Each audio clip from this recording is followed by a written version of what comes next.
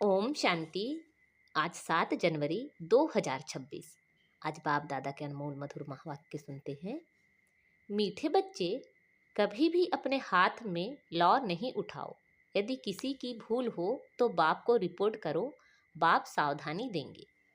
आज के मूल्य में प्रश्न है, बाप ने कौन सा कॉन्ट्रैक्ट ठेका उठाया है? उत्तर है, बच्चों के अवगुण निकालने का कॉन्ट्रैक्ट एक बाप ने ही उठाया है। बच्चों की खामियां बाप सुनते हैं तो वह निकालने के लिए प्यार से समझानी देते हैं। अगर तुम बच्चों को किसी की खामी दिखाई देती है तो भी तुम अपने हाथ में लौ नहीं उठाओ। लौ हाथ में लेना यह भी भूल है। ओम शांति। मीठे मीठे रूहानी बच्चे आते हैं बाप से रिफ्रेश होने, क्योंकि बच्चे जानते हैं बेहद के बाप से बेहद विश्व की बादशाही लेनी है। यह कभी भूलना नहीं चाहिए, परंतु भूल जाते हैं। माया भुला देती है। अगर ना भुलावे तो बहुत खुशी रहे। बाप समझाते हैं, बच्चों इस बैच को घड़ी घड़ी देखते रहो, चित्रों को भी देखते रहो, घूमते फिरते बैच को देखते रहो तो पता पड़े बाप द्वारा बाप की याद से हम यह बन रहे हैं। दैवी गुण भी धारण करने हैं। यही समय है नॉलेज मिलने का। बाप कहते हैं, मीठे मीठे बच्चों, रात दिन मीठे मीठे कहते रहते हैं। बच्चे नहीं कह सकते मीठे मीठे बाबा। कहना तो दोनों को चाहिए, दोनों ही मीठे हैं ना, बेहद के बाप दादा। परंतु कई देह अभिमानी सिर्फ बाबा को मीठा मीठा कहते हैं। कई बच्चे तो गुस्से में आकर फिर कभी बाप दादा को भी कुछ कह देते, कभी बाप को कहा तो दादा को भी कहा, बात एक ही हो जाती। कभी ब्रह्माणी पर कभी आपस में नाराज हो पड़ते हैं तो बेहद का बाप बैठ बच्चों को शिक्षा देते हैं। गांव गांव में बच्चे तो बहुत हैं, सबको लिखते रहते हैं। तुम्हारी रिपोर्ट आती है, तुम गुस्सा करते हो। बेहद का बाप इसको देह अभिमान कहेंगे। बाप सबको कहते हैं, बच्चों देही अभिमानी भव। सब बच्चे नीचे ऊपर होते रहते हैं। इसमें भी माया जिसको समर्थ पहलवान देखती है उनसे ही लड़ाई करती है। महावीर हनुमान के लिए दिखाया है कि उनको भी हिलाने की कोशिश की। इस समय ही सबकी परीक्षा लेती है। माया से हार जीत सबकी होती रहती है। लड़ाई में स्मृति विस्मृति सब होता है। जो जितना स्मृति में रहते हैं, निरंतर बाप को याद करने की कोशिश करते हैं, वह अच्छा पद पा सकते हैं। बाप आए हैं बच्चों को पढ़ाने, सो तो पढ़ाते रहते हैं। श्रीमत पर चलते रहना है। श्रीमत पर चलने से ही श्रेष्ठ बनेंगे। इसमें कोई से बिगड़ने की बात ही नहीं। बिगड़ना माना क्रोध करना, भूल आदि करते हैं तो बाबा के पास रिपोर्ट करनी है। खुद किसी को नहीं कहना चाहिए। जैसे लॉ हाथ में ले लिया, गवर्नमेंट लॉ हाथ उठाने नहीं देती। कोई ने घूंसा मारा तो उसको घूंसा नहीं मारेंगे, रिपोर्ट करेंगे, फिर उनका केस होगा। यहाँ भी बच्चों को कभी सामने कुछ नहीं कहना चाहिए। बाबा को बोलो, सबको सावधानी देने वाला एक बाबा है। बाबा युक्ति बहुत मीठी बताएंगे, मीठेपन से शिक्षा देंगे। देह अभिमानी बनने से अपना ही पद कम कर देंगे। घाटा क्यों डालना चाहिए? जितना हो सके बाबा को बहुत प्यार से याद करते रहो। बेहद के बाप को बहुत प्यार से याद करो। जो बाप विश्व की बादशाही देते हैं, सिर्फ दैवी गुण धारण करने हैं, किसी की भी निंदा नहीं करनी है। देवताएं किसी की निंदा करते हैं क्या? कई बच्चे तो निंदा करने के बिगड़ रहते नहीं। तुम बाप को बोलो तो बाप बहुत प्यार से समझाएंगे, नहीं तो टाइम वेस्ट होता है। निंदा करने से तो बाप को याद करो तो बहुत बहुत फायदा होगा। कोई से भी वाद विवाद ना करना बहुत अच्छा है। तुम बच्चे दिल में समझते हो हम नई दुनिया की बादशाही स्थापन कर रहे हैं। अंदर में कितना फकुर रहना चाहिए। मुख्य है ही याद और दैवी गुण। बच्चे चक्र को याद करते ही हैं, वह तो सहज याद पड़ेगा। 84 का चक्र है ना। तुमको सृष्टि के आदि मध्य अंत ड्यूरेशन का पता है। फिर औरों को भी बहुत प्यार से परिचय देना है। बेहद का बाप हमको विश्व का मालिक बना रहे हैं, राजयोग सिखला रहे हैं। विनाश भी सामने खड़ा है भी संगम युग, जबकि नई दुनिया स्थापन होती है और पुरानी दुनिया खल्लास होती है। बाप बच्चों को सावधान करते रहते हैं, सिमर सिमर सुख पाओ, कलह क्लेश मिटे सब तन के। आधा कल्प के लिए मिट जाएंगे। बाप सुखधाम स्थापन करते हैं, माया रावण फिर दुखधाम स्थापन करते हैं। यह भी तुम बच्चे जानते हो। नंबरवार पुरुषार्थ अनुसार बाप का बच्चों में कितना लव होता है। शुरू से बाप का लव है। बाप को मालूम है, मैं जानता हूँ। बच्चे जो काम चिता पर काले हो गए हैं उन्हों को गोरा बनाने जाता हूँ। बाप तो नॉलेजफुल है। बच्चे धीरे धीरे नॉलेज लेते हैं। माया फिर भुला देती है, खुशी आने नहीं देती। बच्चों को तो दिन प्रतिदिन खुशी का पारा चढ़ना चाहिए। सतयुग में पारा चढ़ा हुआ था, अब फिर चढ़ाना है। याद की यात्रा से वह धीरे धीरे चढ़ेगा। हार जीत होते होते फिर नंबरवार पुरुषार्थ अनुसार कल्प पहले मिसल अपना पद पा लेंगे। बाकी टाइम तो वही लगता है जो कल्प कल्प लगता है। पास भी वही होंगे जो कल्प कल्प होते होंगे। बाप दादा साक्षी हो बच्चों की अवस्था को देखते हैं और समझाने देते रहते हैं। बाहर सेंटर्स आदि पर रहते हैं तो इतना रिफ्रेश नहीं रहते हैं। सेंटर से होकर फिर बाहर के वायुमंडल में चले जाते हैं, इसलिए यहाँ बच्चे आते ही हैं रिफ्रेश होने के लिए। बाप लिखते भी हैं, परिवार सहित सबको याद प्यार देना। वह है हद का बाप, यह है बेहद का बाप। बाप और दादा दोनों का बहुत लव है, क्योंकि कल्प कल्प लवली सर्विस करते हैं और बहुत प्यार से करते हैं। अंदर तरस पड़ता है, नहीं पढ़ते हैं या चलन अच्छी नहीं चलते हैं, श्रीमत पर नहीं चलते हैं तो तरस पड़ता है। यह कम पद पाएंगे। और बाबा क्या कर सकते हैं, वहाँ और यहाँ रहने में बहुत फर्क है। परंतु सब तो यहाँ नहीं रह सकते हैं। बच्चे वृद्धि को पाते रहते हैं, प्रबंध भी करते रहते हैं, यह भी बाबा ने समझाया है। यह आबू सबसे भारी तीर्थ है।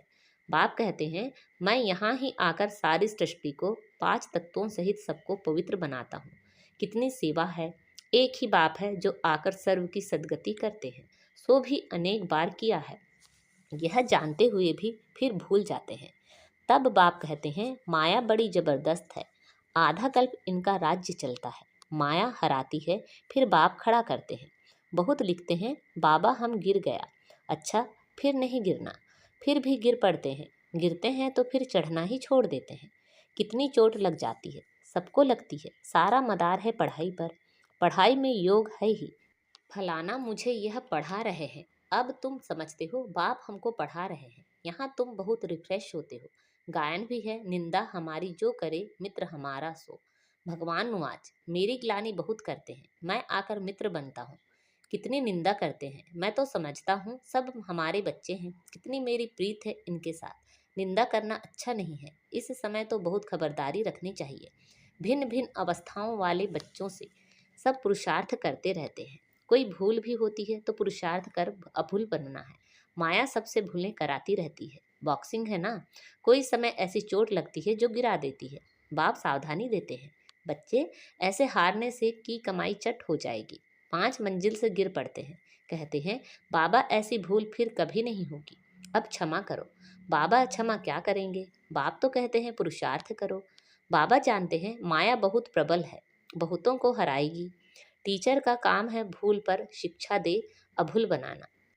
ऐसे नहीं कि किसी ने भूल की तो हमेशा उनकी वह होती रहेगी, नहीं। अच्छे गुण गाए जाते हैं, भूल नहीं गाई जाती।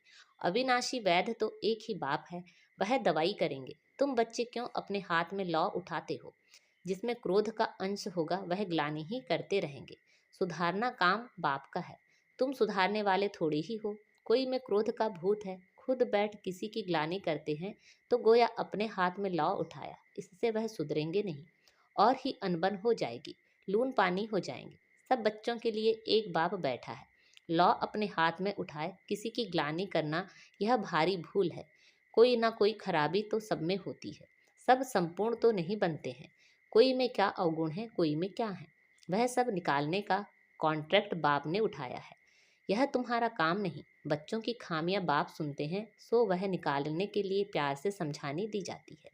अभी संपूर्ण कोई बना नहीं है, सब श्रीमत पर सुधर रहे हैं। संपूर्ण तो अंत में बनना है। इस समय सब पुरुषार्थी हैं। बाबा सदैव अडोल रहते हैं, बच्चों को प्यार से शिक्षा देते रहते हैं। शिक्षा देना बाप का काम है, फिर उस पर चले ना चले वह हुई उसकी तकदीर। कितना पद कम हो पड़ता है, श्रीमत पर ना चलने कारण कुछ भी ऐसा करने से पद भ्रष्ट हो जाएगा। दिल अंदर खाएगा, हमने यह भूल की है, हमको बहुत मेहनत करनी पड़ेगी। किसी का भी अवगुण है तो वह बाप को सुनाना है, दर दर सुनाना, यह देह अभिमान है। बाप को याद नहीं करते हैं, अव्यभिचारी बनना चाहिए ना। एक को सुनाएंगे तो वह झट सुधर जाएंगे। सुधारने वाला एक ही बाप है, बाकी तो सब हैं अनसुधरे। परंतु माया ऐसी है, माथा फिरा देती है। बाप एक तरफ मुंह करते हैं, माया फिर घुमाकर अपने तरफ कर लेती है। बाप आए ही हैं सुधार कर मनुष्य से देवता बनाने। बाकी दर दर किसी का नाम बदनाम करना यह बेकायदे है।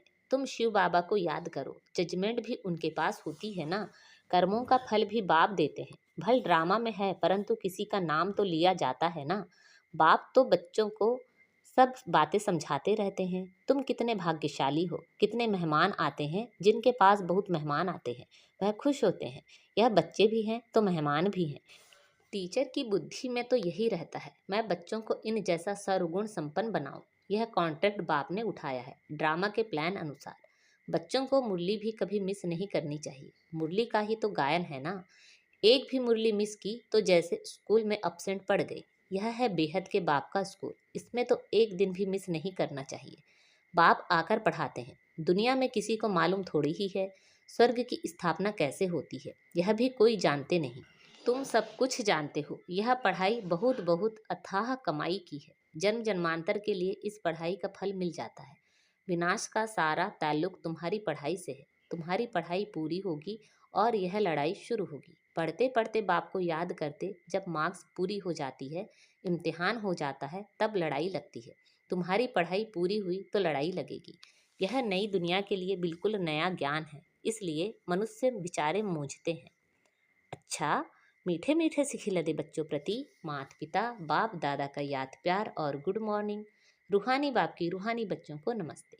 हम सब रूहानी बच्चों की रूहानी माता पिता बाप दादा को याद प्यार गुड मॉर्निंग और नमस्ते। आज की मुरली से धारणा के लिए मुख्य सार हैं। किसी के अवगुण देख उसकी निंदा नहीं करना है। जगह जगह पर उसके अवगुण नहीं सुनाने हैं। अपना मीठापन नहीं छोड़ना है।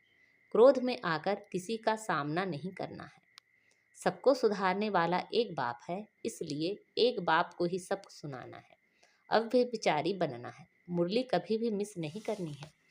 आज बाबा ने हमें वरदान दिया है, सदा साथीपन की स्मृति और साक्षी स्टेज का अनुभव करने वाले शिवमयी शक्ति स्वरूप कंबाइंड भाव। जैसे आत्मा और शरीर दोनों का साथ है, जब तक इस सृष्टि पर पाठ है तब तक अलग नहीं हो सकते। ऐसे ही शिव और शक्ति दोनों का इतना ही गहरा संबंध है। जो सदा शिवमयी शक्ति स्वरूप में स्थित होकर चलते हैं तो उनकी लगन में माया विघ्न डाल नहीं सकती। वे सदा साथीपन का और साक्षी स्टेज का अनुभव करते हैं। ऐसे अनुभव होता है जैसे कोई साकार में साथ हो। आज का स्लोगन है, निर्विघ्न और एक रस स्थिति का अनुभव करने के लिए एकाग्रता का अभ्यास करो। अच्छा, अव्यक्त इशारे। इस अव्यक्ति मास में बंधन मुक्त रह जीवन मुक्त स्थिति का अनुभव करो। अपने को वर्तमान समय मैं टीचर हूँ, मैं स्टूडेंट हूँ, मैं सेवाधारी हूँ, इस समझने के बजाय अमृत वेले से यह अभ्यास करो कि मैं श्रेष्ठ आत्मा ऊपर से आई हूँ। इस पुरानी दुनिया में पुराने शरीर में सेवा के लिए मैं आत्मा हूँ, यह पाठ अभी और पक्का करो। मैं सेवाधारी हूँ, यह पाठ पक्का है, लेकिन मैं आत्मा सेवाधारी हूँ, यह पाठ पक्का कर लो तो जीवन मुक्त बन जाएंगे। अच्छा, ओम शांति।